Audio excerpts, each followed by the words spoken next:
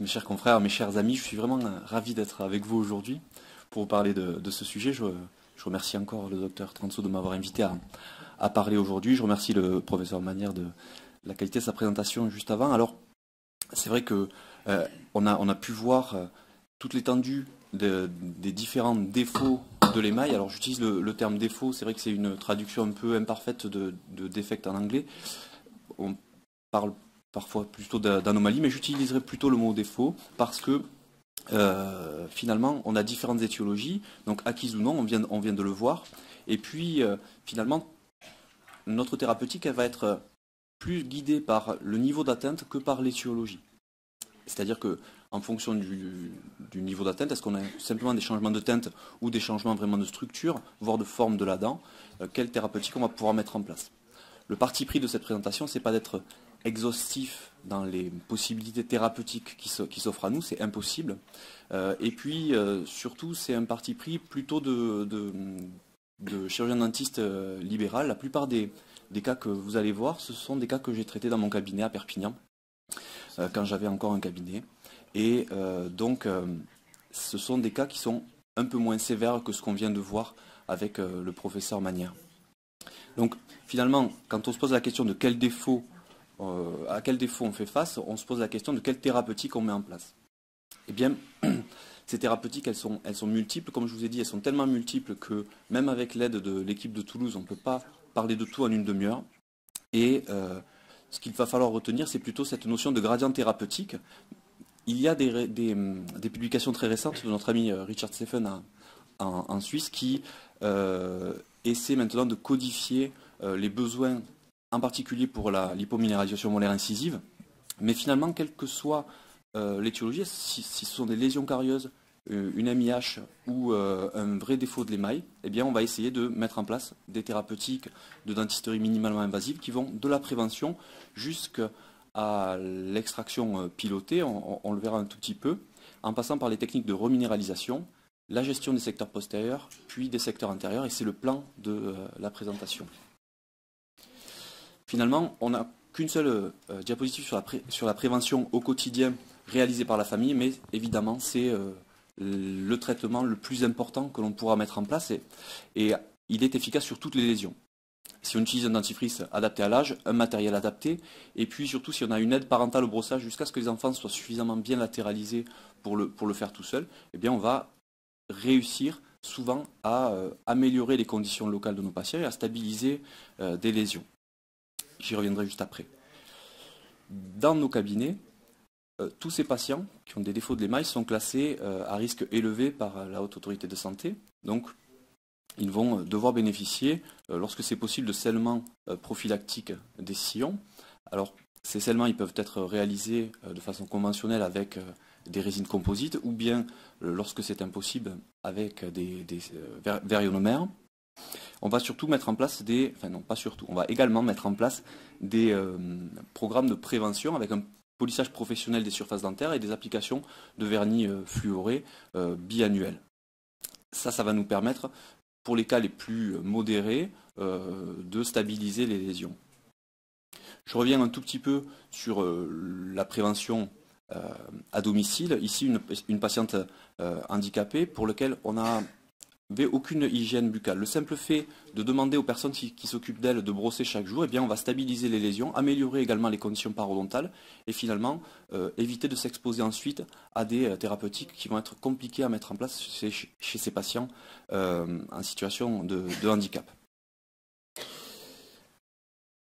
Une possibilité thérapeutique qui est extrêmement intéressante pour les défauts de l'émail, qu'ils soient liés à des lésions carieuses débutantes, des white spots ou des défauts d'émail comme des hypominérations molaires incisives modérées, légères, c'est l'interception par la reminéralisation, et que l'on va monitorer avec la fluorescence laser. Alors, la fluorescence laser, on utilise un petit matériel. Moi, j'ai surtout l'expérience du diagnostic d'empenne de Caveau, mais il en existe d'autres. Ça envoie une petite longueur d'onde, une longueur d'onde laser sur l'objet, et en fonction de la minéralisation de cet objet, on récupère une longueur d'onde fluorescente. Le matériel analyse et il donne une donnée qui est une donnée chiffrée dans le cas du diagnodent, et en fonction du taux de minéralisation du tissu rencontré, eh bien, on a un score plus ou moins élevé. Plus il est élevé, plus le tissu est déminéralisé. Ça nous donne également du coup une forme de gradient thérapeutique. Qu'est-ce que l'on peut mettre en place en fonction du score que l'on obtient. C'est très intéressant parce que lorsque l'on va mettre du fluor au contact de l'émail, les cristaux d'hydroxyapatite, avec l'intégration des ions fluor, vont devenir des cristaux de fluoroapatite plus résistants à la carie. Que ce soit, je le répète, pour des dents qui présentent des lésions initiales carieuses ou des défauts structurels, améllaires. Et ces changements de structure, ils sont objectivables par la fluorescence laser. Des protocoles ont été mis en place pour reminéraliser les dents et monitorer cette reminéralisation avec la fluorescence laser. D'abord, pour évaluer correctement les lésions, et ça je pense que c'est le cas pour tous les types de lésions, il faut le faire après polissage et séchage des lésions. On voit ici que c'est le même cas, simplement cette canine a été traitée, mais c'est le même cas avant et après séchage. Et vous voyez par exemple sur la latérale, ici et ici, on a une lésion qui en quelque sorte apparaît après le polissage et le séchage. Et du coup, on n'a pas du tout la même thérapeutique ensuite. On va mesurer le score qui est donné par le matériel et on va mettre en place une fluoration hebdomadaire. Donc on va voir le patient toutes les semaines jusqu'à ce que le score diminue. Vous voyez, après 3 semaines, c'est-à-dire après finalement 4 applications, on passe d'un score de 27 à un score de 6. Ça signifie que notre dent, elle est de nouveau aussi solide en quelque sorte que une dent tout à fait saine. Et ça permet d'éviter sur une toute jeune patiente comme celle-ci, qui a environ 3 ans, de devoir mettre en place des thérapeutiques 6 mois plus tard, des thérapeutiques restauratrices conventionnelles qui, on le sait, ne sont pas très adaptées, surtout dans les secteurs antérieurs. On peut réaliser exactement la même thérapeutique sur des hypominéralisations molaires incisives.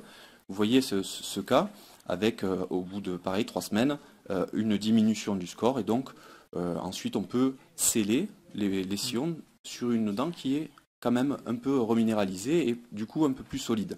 Alors c'est sûr que ces thérapeutiques, elles ne sont pas adaptées à tout le monde. Il faut des patients et des parents surtout qui soient d'accord pour venir toutes les semaines et qui soient d'accord aussi pour payer dans les cabinets cette thérapeutique. Mais je crois que si on explique bien, c'est vraiment un grand avantage pour les patients.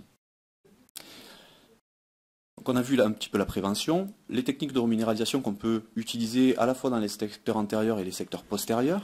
On va parler maintenant des atteintes un petit peu plus sévères des secteurs postérieurs. Et là, on a un gradient thérapeutique un petit peu plus codifié, surtout depuis cette publication. Là, c'est une revue systématique de la littérature sur le sujet, surtout centrée sur les MIH.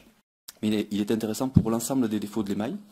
Alors, bon, mon accent toulousain m'interdit de prononcer les noms des auteurs, mais en tout cas, c'était extrêmement intéressant. Ça a été publié dans European Archive of Pediatric Dentistry. Et donc, il parle aussi de prévention, de reminéralisation, des cylindres, des soins conventionnels. On va en parler un tout petit peu. Et puis ensuite, toutes les coiffes préformées, les inlays, les couronnes, jusqu'aux avulsions planifiées lorsque l'atteinte est trop importante.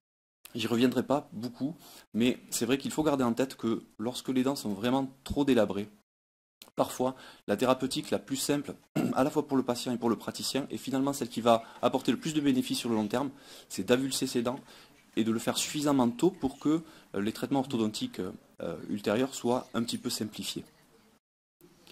Alors, cette gestion des secteurs postérieurs, elle permet de diminuer le risque carieux, de rétablir les fonctions, en particulier la mastication, de préserver la DVO, et puis de diminuer les sensibilités. Ça, c'est vraiment quelque chose qui est très important, parce que, effectivement, le professeur Manière en a parlé, les jeunes patients sont très gênés et parfois ils ne l'expriment pas facilement. Par contre, quand on discute avec eux, on se rend compte qu'ils ne mangent jamais de glace, par exemple. Et un enfant qui ne mange jamais de glace, c'est pas très logique. Il y a souvent, qui n'aime pas la glace, franchement. Et c'est important donc d'écouter nos patients, et j'en reparlerai un petit peu après, pour mettre en place des thérapeutiques qui seront adaptées à leurs besoins. Comme le professeur Manière, je note que les soins conventionnels sont peu adaptés aux défauts d'émail. On le voit ici, Sur ce CVI, je le dis d'autant plus tranquillement que c'est moi qui l'ai réalisé, et quelques mois après, on se rend compte que les joints ne sont pas bons, et que c'est une dent sur laquelle d'autres thérapeutiques devront être mises en place.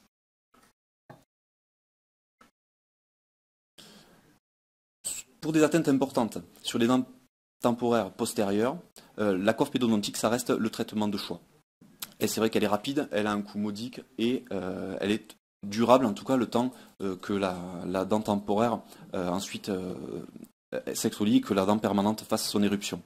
Bon, vous le savez, on fait 2 slices proximaux, on abaisse la face occlusale, on met notre coiffe pédodontique préformée, et c'est terminé pour cette dent qu'on sort finalement du milieu buccal et qui va être préservée, et pour laquelle on va pouvoir préserver une fonction. C'est vrai que c'est inesthétique, aujourd'hui on a des coiffes en zircone, plus esthétiques, mais qui demandent des préparations un petit peu plus longues, et qui donc ne sont pas toujours adaptées aux tout petits patients.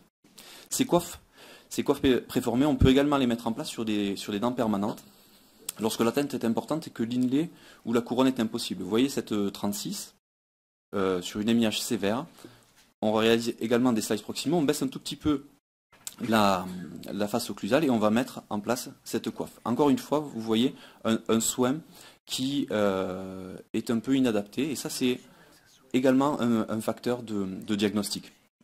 L'inconvénient de ces coiffes, leur avantage d'abord, elles sont rapides à faire, elles sont pas chères, et puis elles vont réduire les sensibilités et permettre de garder la dimension verticale d'occlusion. Le problème, c'est que la préparation qui est nécessaire, elle n'est ni adaptée à la couronne, ni adaptée à un inlay futur. Donc on est un petit peu coincé lorsque l'enfant grandit et qu'on veut mettre en place une thérapeutique pour conserver cette dent. Sur le long terme, on est embêté. Donc aujourd'hui, avec des techniques de collage, je pense qu'on va plutôt s'orienter, lorsque c'est possible, vers des inlays ou des onlays. Vous voyez encore une fois une dent avec une MIH, encore une fois une restauration en composite ici, pas très adaptée.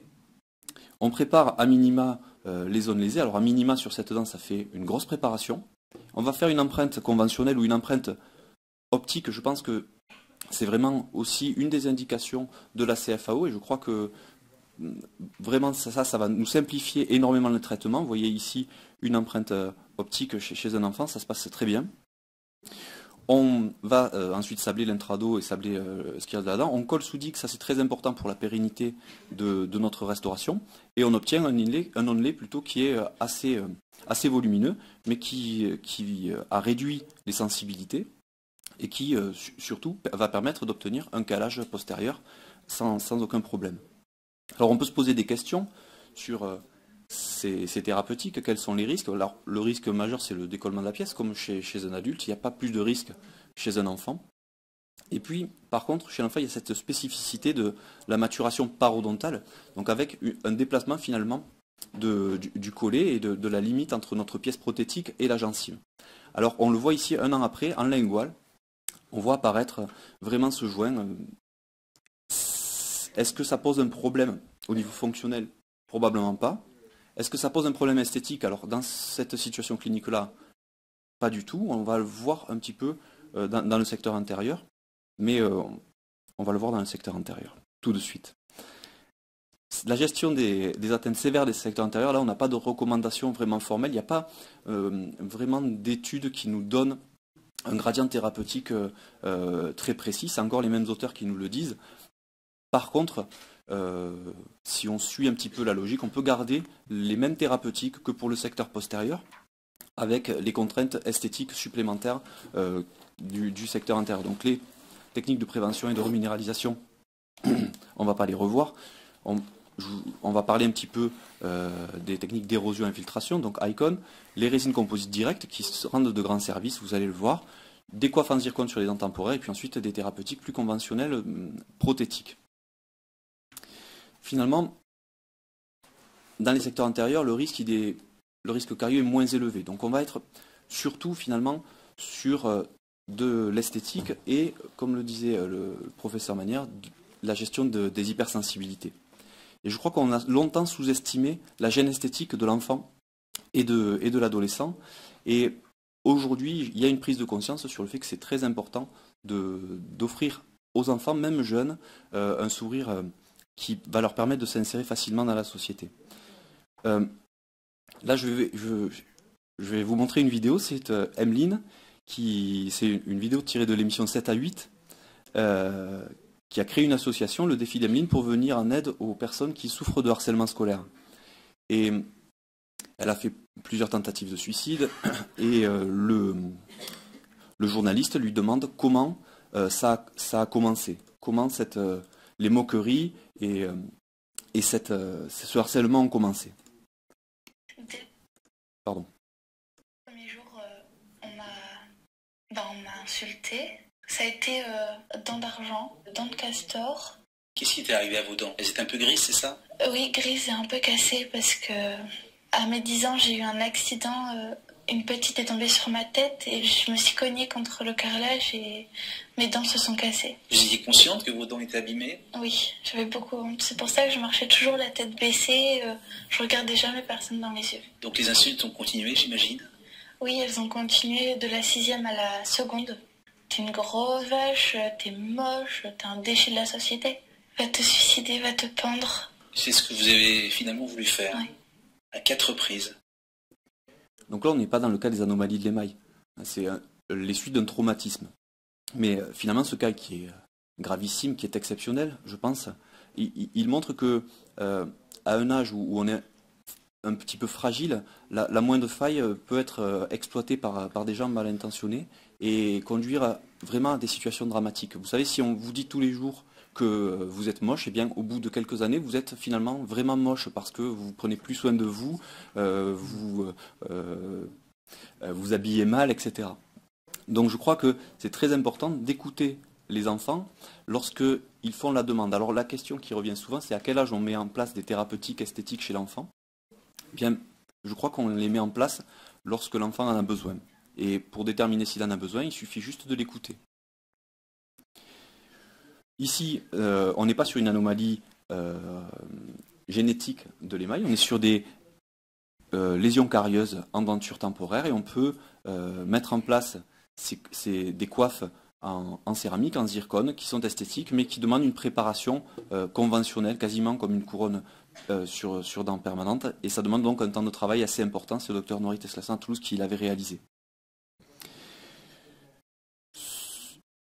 Ici, des techniques d'érosion-infiltration. Donc, Icon, pendant des années, j'ai essayé d'utiliser avec un succès très aléatoire, voire même une absence de succès. Je m'étais convaincu tout seul que c'était pas très efficace.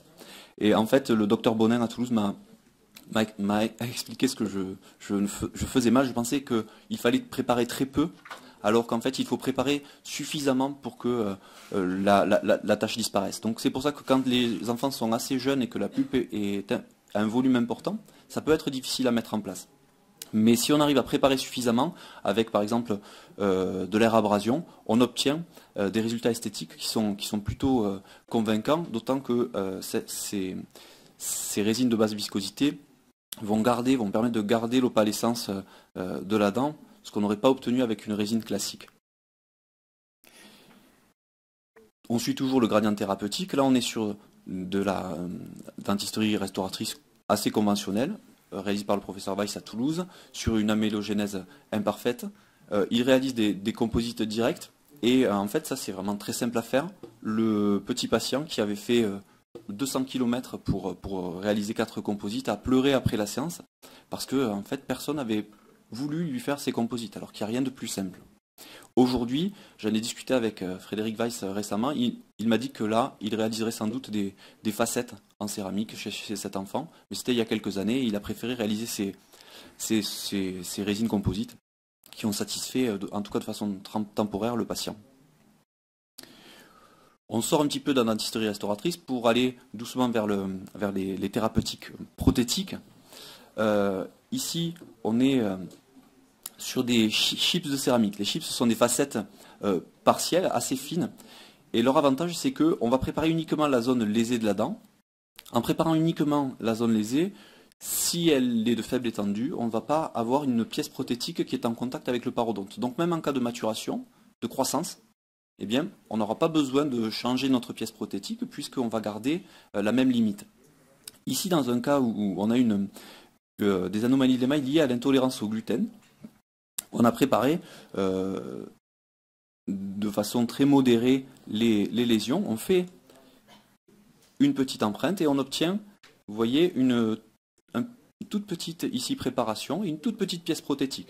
Cette pièce prothétique, on va la coller. On essaie de le faire sous digue, c'est même pratiquement indispensable. Et puis ensuite, le plus important dans ces thérapeutiques, c'est de réaliser un polissage extrêmement minutieux. En fait, le polissage, il est plus long que toutes les autres étapes réunies. Ici, on a une technique mixte avec ici une petite microfacette, ici aussi, et là, ce sont juste des petites résines composites conventionnelles. Et ça permet de rétablir l'esthétique chez ce jeune patient. On continue toujours sur le gradient thérapeutique avec des facettes classiques, conventionnelles, mais sans préparation. Alors ici, on n'est pas dans le cas d'une anomalie de l'émail, mais on est sur une anomalie de forme. Cette jeune patiente, je vous la montre parce qu'il y a plusieurs intérêts, deux grands intérêts, je vais vous les donner. Une gêne esthétique, évidemment, une approche pluridisciplinaire avec l'orthodontiste qui ménage l'espace. On réalise des masques en composite, une pénétration contrôlée qui va nous indiquer qu'on n'a pas besoin de préparation. Donc on fait l'empreinte et on va coller sous digue deux facettes chez cette patiente. Et donc quand j'ai fait le devis à la maman, je lui dis, bon voilà, votre fille elle a 15 ans, donc on va avoir peut-être besoin de refaire, vu qu'elle va grandir, ses facettes d'ici quelques années, peut-être une fois d'ici qu'elle ait 21 ans. Et donc elle me dit, donc ce que vous voulez me dire, c'est que je vais devoir repayer 700 €, puisque deux facettes à 350 € pour refaire les facettes. Alors je lui dis, ben oui, peut-être dans quelques années. Et elle m'a dit, ah ben ça va, c'est moins cher que son budget chaussures dans cette période. Parce que comme finalement elle continue de grandir des pieds, je suis obligé de changer ses chaussures assez souvent, et puis en plus elle aime bien les chaussures, alors c'est normal, comme elle grandit, que je change ses facettes. Et depuis, j'ai beaucoup moins de scrupules à proposer des thérapeutiques prothétiques et je ressors l'histoire des chaussures ou des pantalons aux parents de mes patients. Parce que c'est vrai qu'il y a un petit risque. Si on regarde la limite, au bout de 15 jours, on a une gencive qui est très bien adaptée, et 2 ans après, on commençait à voir le joint ici. Sachant que la patiente ne consultait pas du tout pour ça et que je n'ai pas refait la facette parce que il n'y avait pas de problème esthétique pour elle en fait. Je termine avec les couronnes qu'on peut également réaliser dans le secteur postérieur. L'indication, c'est des délabrements plus importants.